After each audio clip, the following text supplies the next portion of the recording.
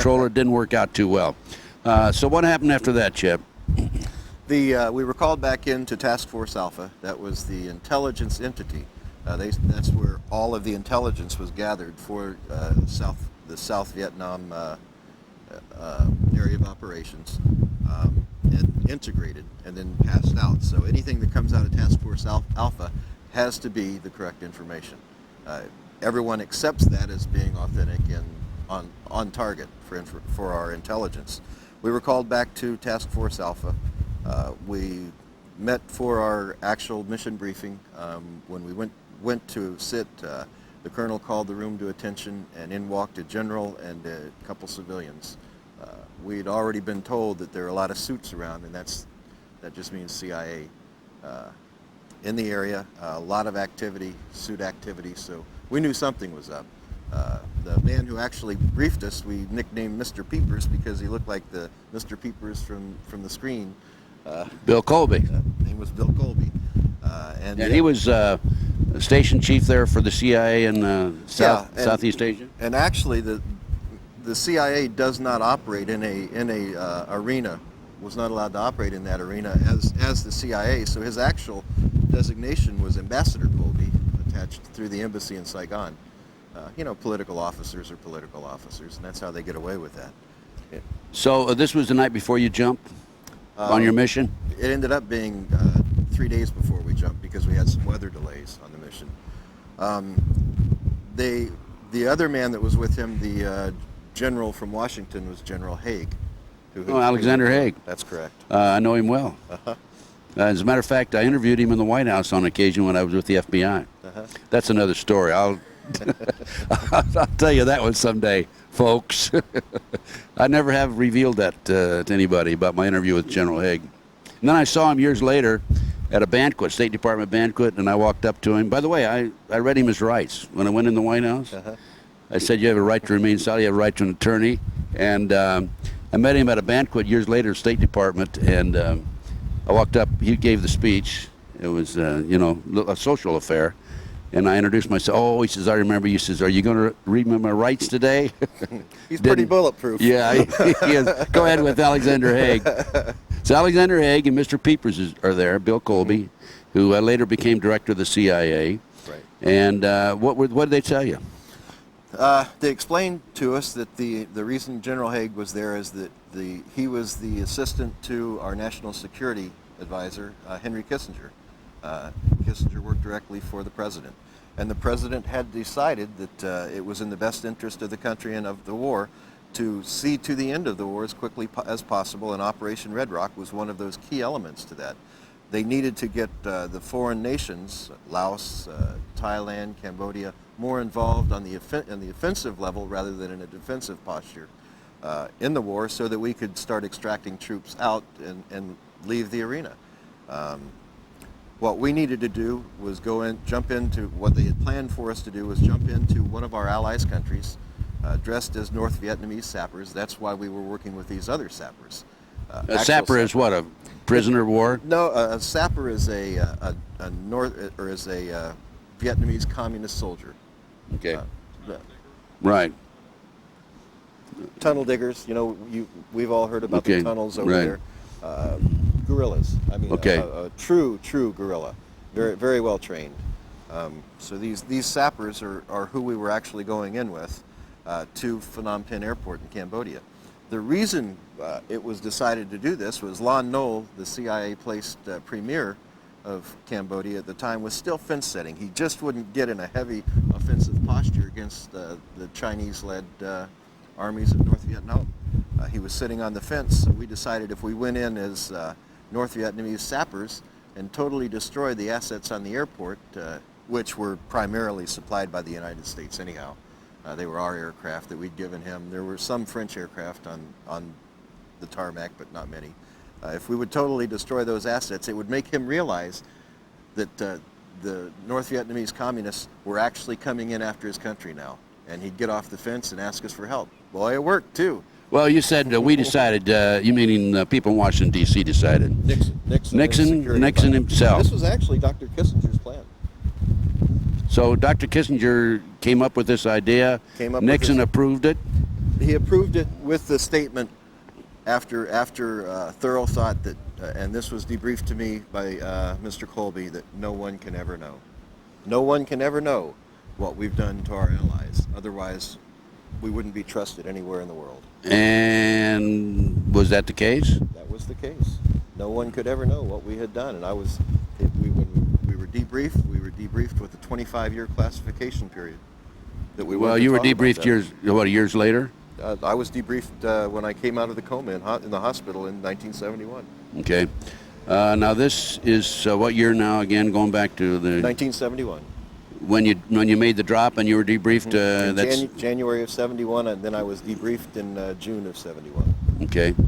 Okay. So you made the drop with the sappers, right? Made the drop. It was a night jump out of a C-130. Night drop in. Just south of town. We made our way into Phnom Penh. We rendezvoused with our transportation. Our transportation was provided by Montagnards. Mountain men? Mountain men from Vietnam, special forces trained. Very good fighters, but the thing about Montagnards is if they saw that the platoon that they were working with, and the special forces platoons, or the recon groups they were working with, if they saw that they were going to lose, all of a sudden those guys disappeared into the forest. They weren't going to lose with them. Right.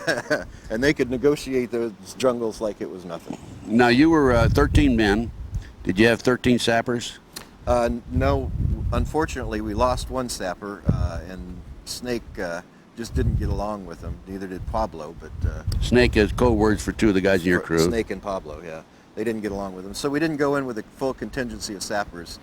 When we did jump in, the sappers had figured out that they weren't going in. We had told them, our interpreter told them that we were actually jumping in to turn them over and trade them for American prisoners, and they were in a release program. Well, they didn't believe that. So they had their own contingency plan set up, and when we were when we jumped in, they simply, because they were hanging below us and in front of us for the jump, they simply tucked, caused us to fall and roll, and tried to take us out. And how many sappers were there? 12 then? 12 and 13. And when it was all said and done, there was 8. 8 sappers? 8 sappers were left there. Few of them tried to escape and die as we traversed trying to get to our target. So 5 of them in total. No, 8. You had 4 of them then. Yeah, 4 of them with us. 4 of them died. 4 of them died right after you jumped. Right. Because they tried to overtake you. Now, what did you do with the others that were there that did survive? Well, we had to leave some evidence of who was providing the operation. We had to leave them on the airport, so we released them on the airport and gave them a fair chance to go, and then shot them. And in the meantime, did you commit your act of sabotage at the airport after that or before that? We had several different entry points into the airport. We came in the north side by the munitions dump. When we talk about coming in the north side, we didn't realize that there were mines in this called a dead zone. And it was completely mined between the two fences, and we weren't briefed on that. So we immediately knew something was up, and we know now that we weren't to return and we were to be left there. Well, if you came in and you went through the minefield, you survived going in, right? I didn't go through the minefield. I came in the front door of the airport with the team. Okay. The ones that came in through the minefield, did they survive? Yes. The sapper didn't. Oh, I see. They sent a zapper out ahead of them? The sapper, when they figured out they were in a minefield, they let him go ahead to clear the mines. Okay. So you committed your act of sabotage. Yes. And what about ground forces at the airport, the other side? Well, it was a staged arena. The ground forces had been pulled away. There was minimum security, just a skeleton crew there. We ran across the skeleton crew of palace guards that had been there, confronted them, and had to take them out.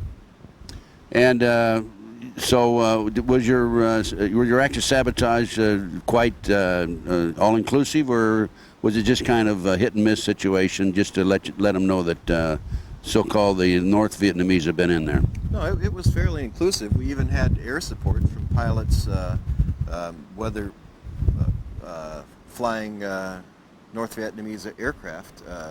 They dropped some rounds on the airport so that we could ensure that the devastation was good enough to warrant Lon Noel's participation with us. And you've completed your mission. The sappers were eliminated.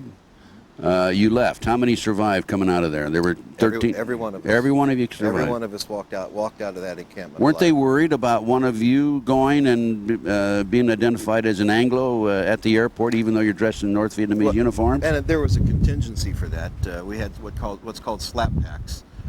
It's a napalm-filled container that we could pour the napalm on the body and pop a magnesium grenade, whiskey peat, and burn their body right there. So they're the contingency's not there. recognizable then. Sure. Yeah. Okay, you got out, and what happened after that? How'd you get out of there? The Montagnards, who were tasked with the transportation, we had a rendezvous point. We met. We exited the area of operation and started heading north out of town. We knew it was 15 to 25 miles to the northeast of town was our rendezvous point where we were to be picked up. But that, it's not like the interstates we have here. These are little roads. We had a first indication that something was wrong because our platoon sergeant, Pop, saw that we were going in a little bit of the wrong direction, and we never really turned to the northeast. And then the timing was off. All of a sudden they stopped, and it wasn't long enough to have gone 15 clicks or 20 clicks outside of town. So 15 kilometers, you went maybe, what, 5, 10? Maybe about 10 after we left the limits of town. Right, right. About so 10 you stopped, and what happened then? Well, we were in a large vegetable truck with canvas sides. It stopped, and the Montagnards got out. But all of a sudden we heard receivers click. They were loading their weapons. So Pop and my way, our team commander, moved around to the back of the truck. They each took out a grenade on each side and tossed the grenade up back toward the front of the truck on the ground. They didn't pull the pins, they just took the grenades out. When you're a person and you see a grenade fall, you jump, you dive, you try to get out of there, and that's what the Montagnards did. When after they'd thrown the grenades out, they immediately jumped out and took over. Took control, overcame the guards. The interrogation started, and it didn't last long. They asked the first one the question. When he wouldn't answer, they shot him. They asked the second one the question, and he answered anything we wanted to know. And then you shot him afterwards? No. You didn't? Okay, I won't go into that. Okay, now, did you find any situation there,